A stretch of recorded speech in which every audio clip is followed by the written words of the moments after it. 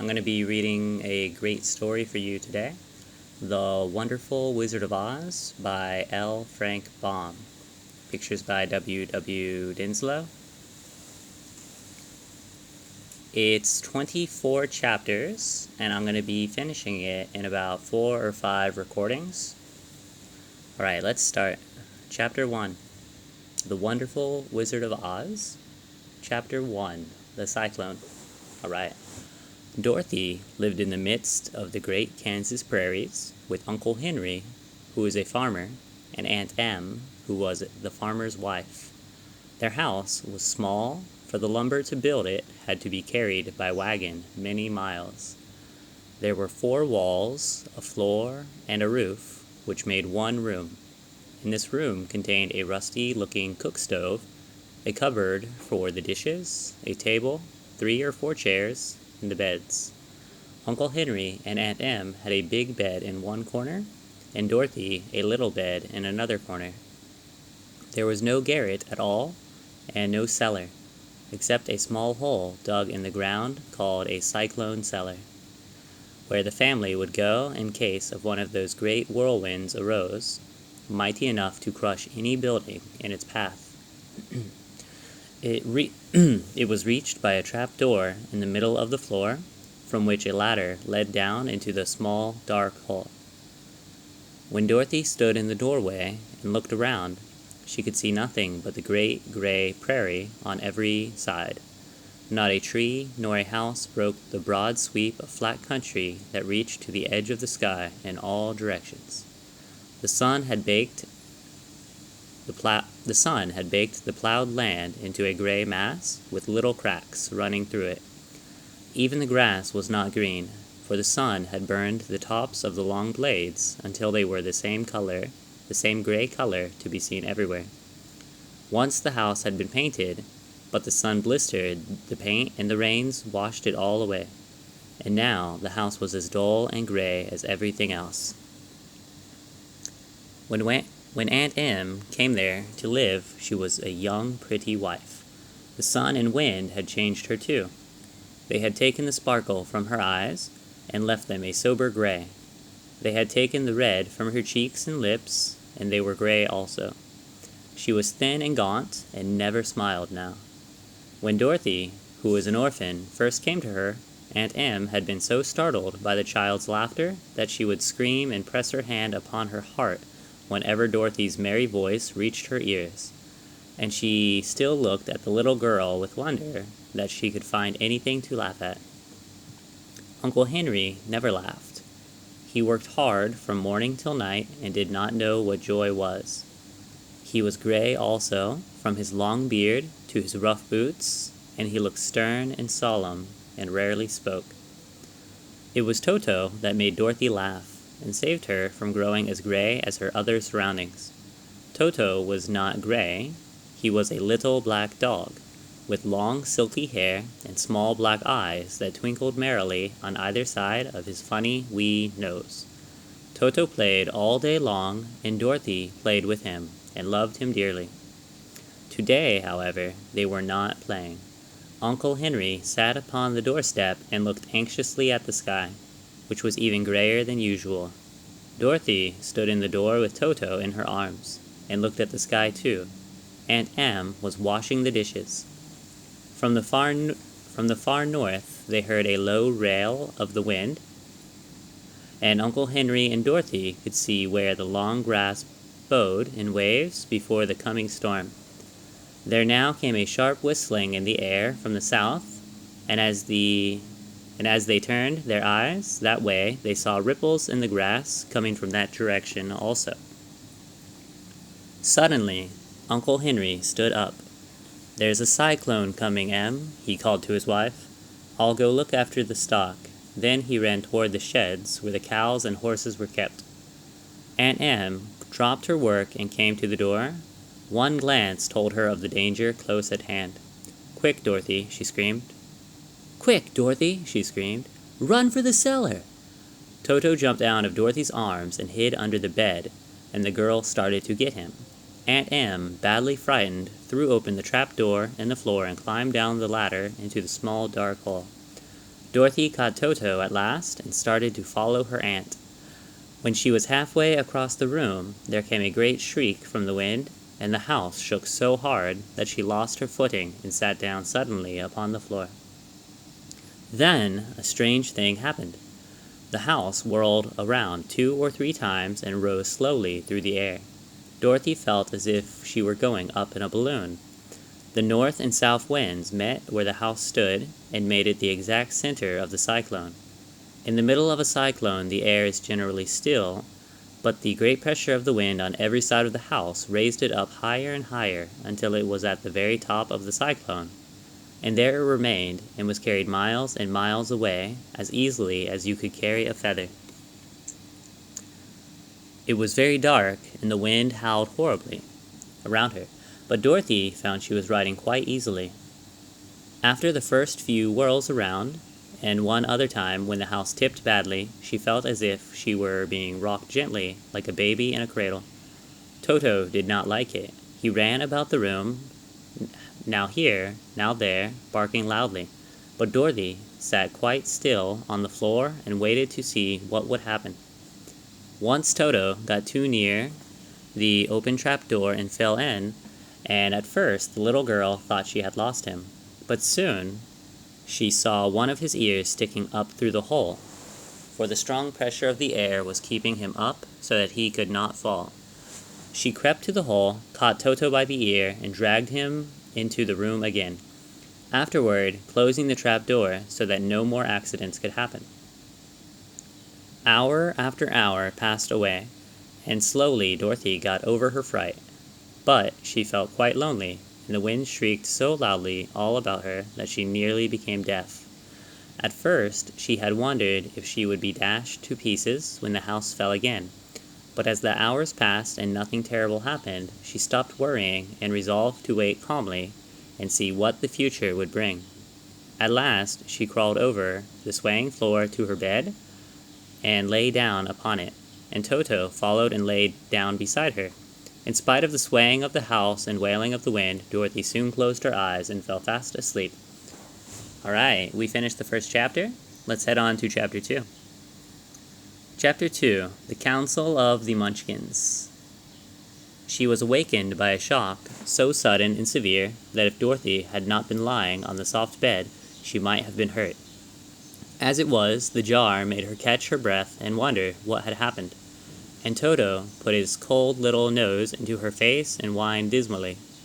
Dorothy sat up and noticed that the house was not moving, nor was it dark, for the bright sunshine came in at the window, flooding the little room. She sprang from her bed, and with Toto at her heels, ran and opened the door. The little girl gave a cry of amazement and looked about her, her eyes growing bigger and bigger at the wonderful sights she saw. The cyclone had set the house down very gently, for a cyclone, in the midst of a country of marvelous beauty. There were lovely patches of greensward all around, but with stately trees bearing rich and luscious fruits. Banks of gorgeous flowers were on every hand, and the birds, with rare and brilliant plumage, sat and fluttered in the trees and bushes.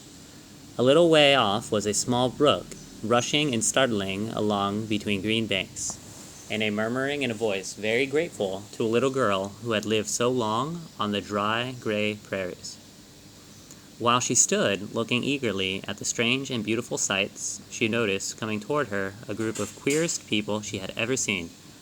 They were not as big as the grown folk she had always been used to, but neither were they very small. In fact, they seemed about as tall as Dorothy, who was a well-grown child for her age, although they were, so far as looks go, many years older. 3 were men and 1 a woman, and all were oddly dressed. They wore round hats that rose to a small point a foot above their heads, with little bells around the brims that tinkled sweetly as they moved. The hats of the men were blue, the little woman's hat was white, and she wore a white gown that hung in pleats from her shoulders.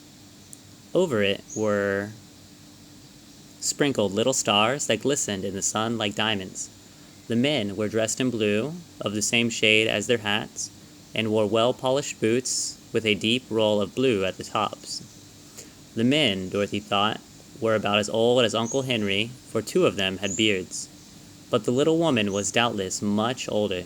Her face was covered with wrinkles, her hair was nearly white, and she walked rather stiffly. When these people drew near the house, Dorothy was standing in the doorway. They paused and whispered amongst themselves, as if afraid to come farther. But the little old woman walked up to Dorothy and made a low bow and said in a sweet voice, "You are welcome, most noble sorceress, to the land of the Munchkins. We are so grateful to you for having killed the wicked witch of the East and for setting our people free from bondage." Dorothy listened to this speech with wonder. What could the little woman possibly mean by calling her a sorceress and saying she had killed the wicked witch of the East? Dorothy was an innocent, harmless little girl who had been carried by a cyclone many miles from home, and she had never killed anything in all of her life. But the little woman evidently expected her to answer, so Dorothy said without hesitation, "You are very kind, but there must be some mistake. I have not killed anyone." "Your house did, anyway," replied the little old woman with a laugh. "Ha ha. And that is the same thing. See?" she continued, pointing to the corner of the house. "There are her 2 feet, still sticking out from under a block of wood." Dorothy looked and gave a little cry of fright.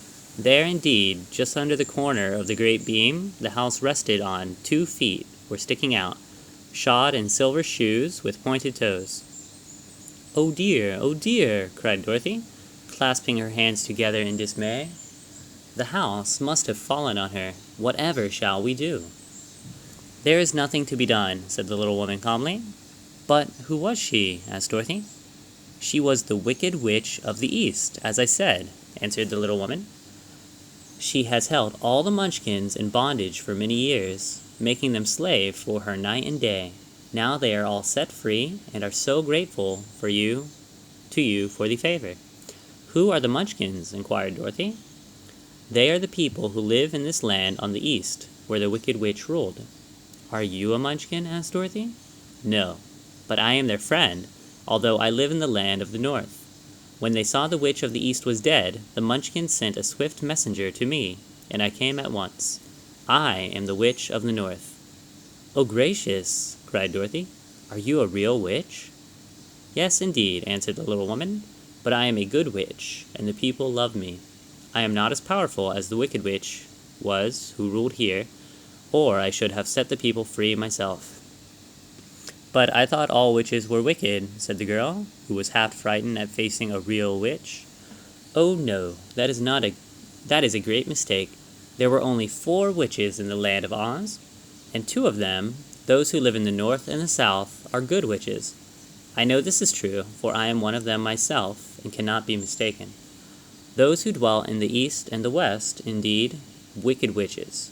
But now that you have killed one of them, there is but one wicked witch in all of the land of Oz, the one who lives in the west." "But," said Dorothy, after a moment's thought, "Aunt Em has told me that the witches were all dead, years and years ago." "Who is Aunt Em?" inquired the little old woman. "She is my aunt, who lives in Kansas, where I am from." The Witch of the North seemed to think for a time, with her head bowed and her eyes upon the ground. Then she looked up and said, "I do not know where Kansas is, but I have never heard that country mentioned before. But tell me, is it a civilized country?" "Oh, yes," replied Dorothy. "Then that accounts for it. In the civilized countries, I believe there are no witches left, nor wizards, nor sorceresses, nor magicians. But you see, the land of Oz has never been civilized, for we are cut off from the rest of the world. Therefore, we still have witches and wizards amongst us." "Who are the wizards?" asked Dorothy. "Oz himself is the great wizard," answered the witch, sinking her voice to a whisper. "He is more powerful than all the rest of us together. He lives in the City of Emeralds."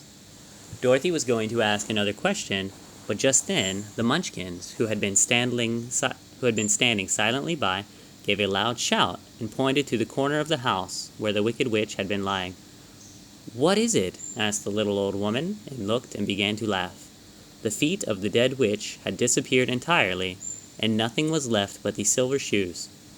She was so old, explained the Witch of the North, that she dried up quickly in the sun. That is the end of her. But the silver shoes are yours, and you shall have them to wear. She reached down and picked up the shoes, and after shaking the dust out of them, handed them to Dorothy. The Witch of the East was proud of those silver shoes, said one of the Munchkins. And there is some charm connected with them, but what it is, we never knew. Dorothy carried the shoes into the house and placed them on the table. Then she came out again to the Munchkins and said, I am anxious to get back to my aunt and uncle, for I am sure they will worry about me. Can you help me find my way? The Munchkins and the Witch first looked at one another, and then at Dorothy, and then they shook their heads. At the east, not far from here, said one, there is a great desert, and none can cross it. It is the same at the south, said another, for I have been there and seen it. The south is the country of the Quadlings. I am told, said the third man, that it is the same at the west, and that country where the Winkies live is ruled by the wicked Witch of the West, who would make you her slave if you passed her way. The north is my home, said the old lady, and at its edge is the great same desert that surrounds this land of Oz. I'm afraid, my dear, you will have to live with us. Dorothy began to sob at this, for she felt lonely among all these strange people. Her tears seemed to grieve the kind-hearted Munchkins, for they immediately took out their handkerchiefs and began to weep also. As for the little old woman, she took off her cap and balanced the point on the end of her nose, while she counted 1, 2, 3. In a solemn voice, at once the cap changed to a slate, on which was written in big white chalk marks, Let Dorothy go to the City of Emeralds. The little old woman took the slate from her nose, and having read the words on it, asked, Is your name Dorothy, my dear? Yes, answered the child, looking up and drying her tears. Then you must go to the City of Emeralds. Perhaps Oz will help you. Where is the city? Asked Dorothy. It is exactly in the center of the country, and is ruled by Oz, the great wizard I told you of. Is he a good man? Inquired the girl anxiously. He is a good wizard. Whether he is a man or not, I cannot tell, for I have never seen him. How can I get there? Asked Dorothy. You must walk. It is a long journey through a country that is sometimes pleasant and sometimes dark and terrible. However, I will use all the magic arts I know to keep you from harm. Won't you go with me? Pleaded the girl, who had begun to look upon the little old woman as her only friend. No, I cannot do that, she replied, but I will give you my kiss, and no one will dare injure a person who has been kissed by the Witch of the North. She came close to Dorothy and kissed her gently on the forehead. Where her lips touched the girl, they left a round, shining mark, as Dorothy found out soon after. The road to the City of Emeralds is paved with yellow brick, said the witch, so you cannot miss it. When you get to Oz, do not be afraid of him, but tell your story and ask him to help you. Goodbye, my dear. The three little Munchkins bowed low to her and wished her a pleasant journey, after which they walked away through the trees. The witch gave Dorothy a friendly little nod, whirled around on her left heel 3 times, and straightway disappeared, much to the surprise of little Toto, who barked after her loudly enough when she had gone, because he had been afraid to growl while she stood by. But Dorothy, knowing her to be a witch, had expected her to disappear in just that way, and was not surprised in the least. Alright, let's go down to chapter 3, but first, I need you to drink some water, and I will drink some water, okay?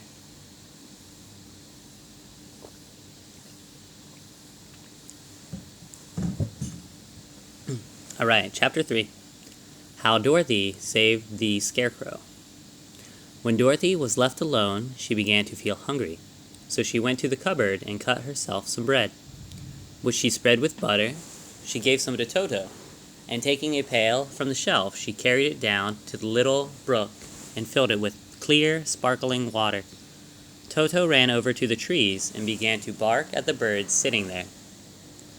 Dorothy went to get him and saw such delicious fruit hanging from the branches that she gathered some of it, finding it just what she wanted to help out her breakfast.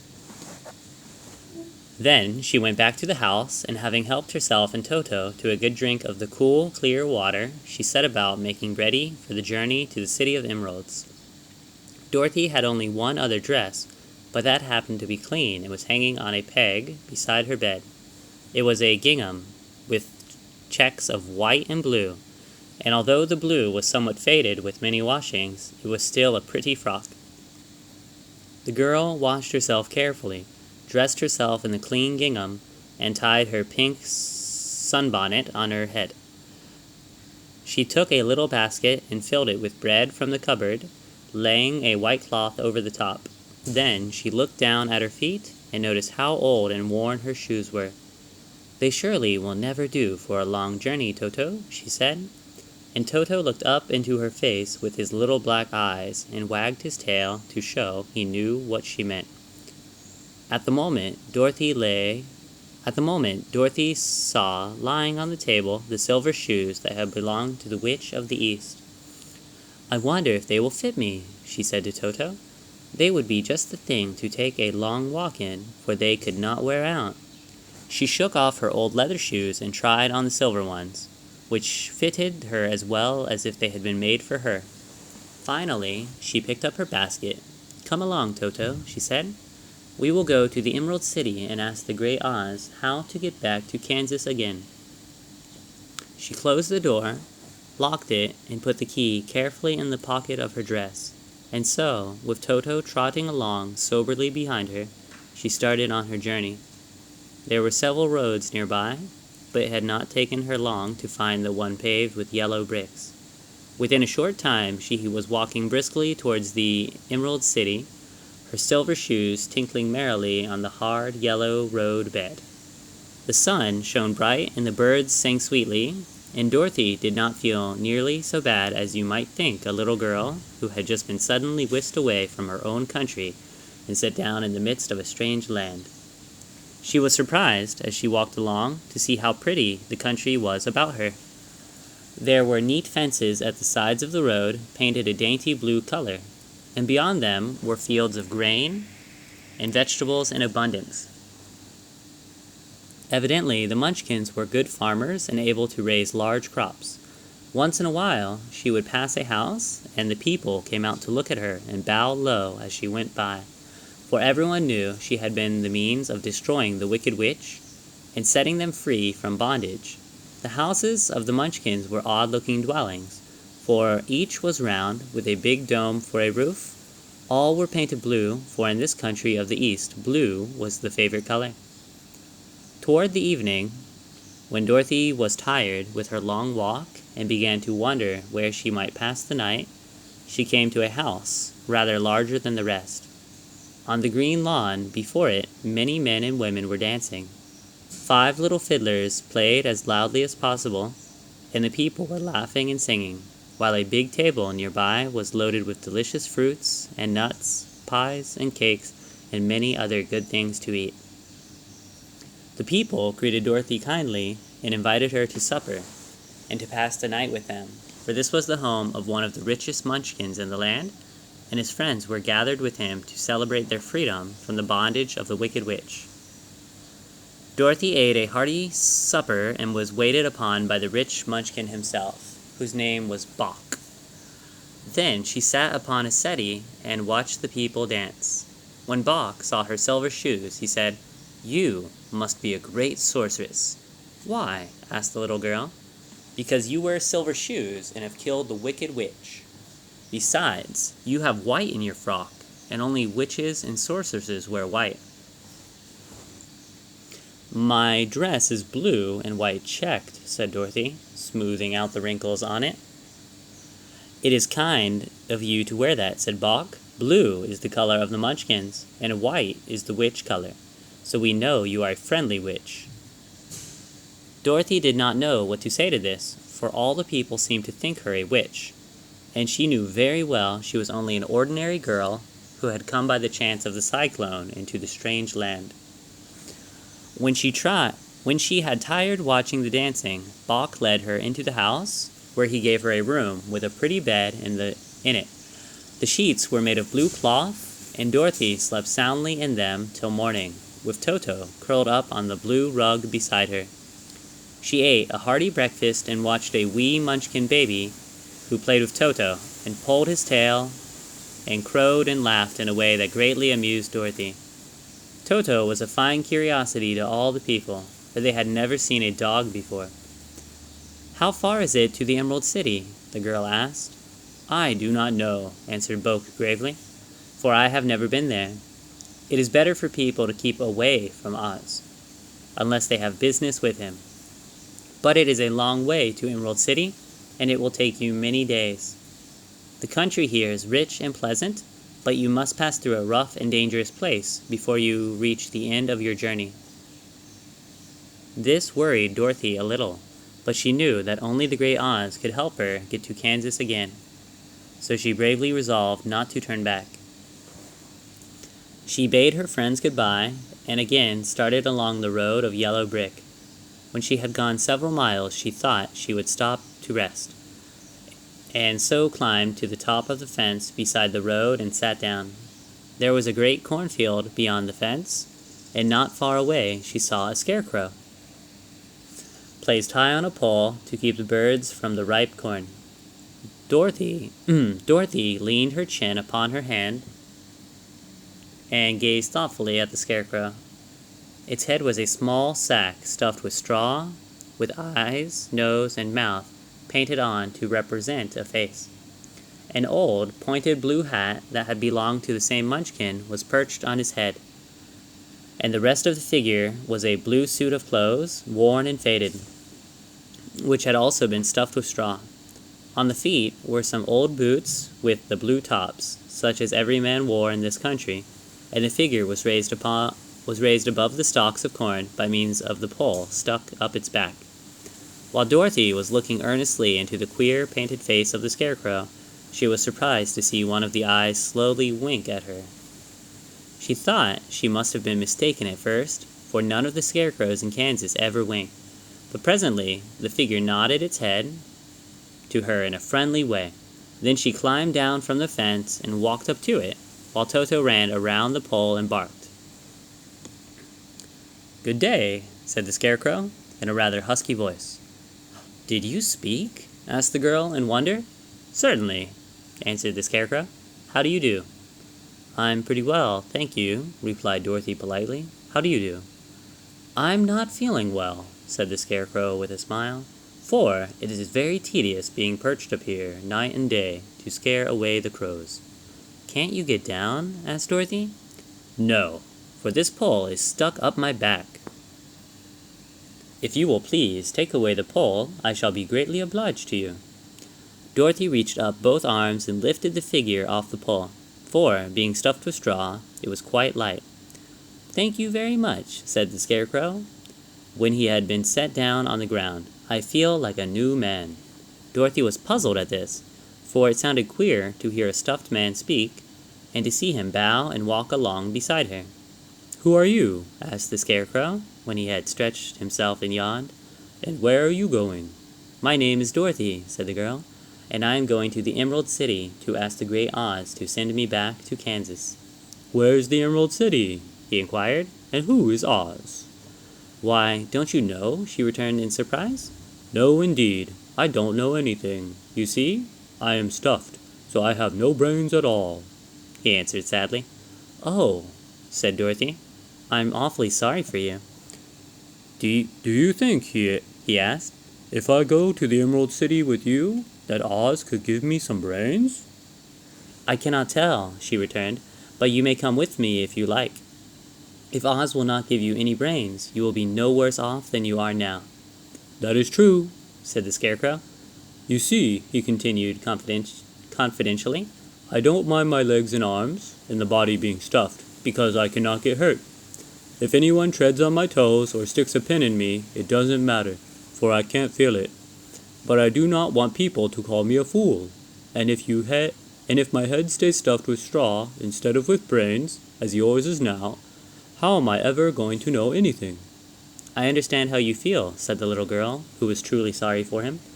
"If you will come with me, I'll ask Oz to do all he can for you." "Thank you," he answered gratefully.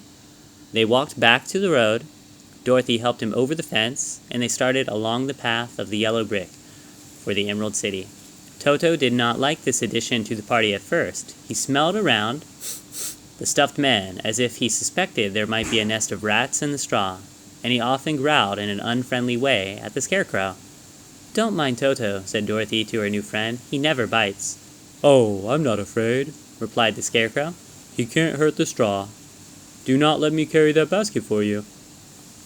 "Do let me carry that basket for you. I shall not mind it, for I can't get tired. I'll tell you a secret," he continued as he walked along. "There is only one thing in the world I am afraid of." "What is it?" asked Dorothy. "The Munchkin farmer who made you?" "No," answered the Scarecrow. "it's a lighted match." Alright, if you're just here to listen to the story, you can go now. Thank you for listening. I'm just going to take a minute now to talk about the story as it compares to the movie. This is my first time reading the book, believe it or not, and I've noticed some differences, of course. As you can see, there's no mean neighbor lady. I forget her name, but the lady that Toto bites to basically initiate the story. And there were no 3 handymen that the later figures are based on. The shoes are not red ruby, they're silver. And there was no singing or parade for her upon her arrival to Oz. Something I did notice, though, is the use of gray. It talked about gray a lot, which, if you've seen the movie, you know it's like in black and white in the beginning. Then it changes to Technicolor. And I think they are very descriptive in the story of all the colors. Let's see. The white and blue representing the witch and the Munchkins. And I believe they mentioned red a few times. Alright, great. Thanks for listening. I'll upload the others later. Alright, bye-bye.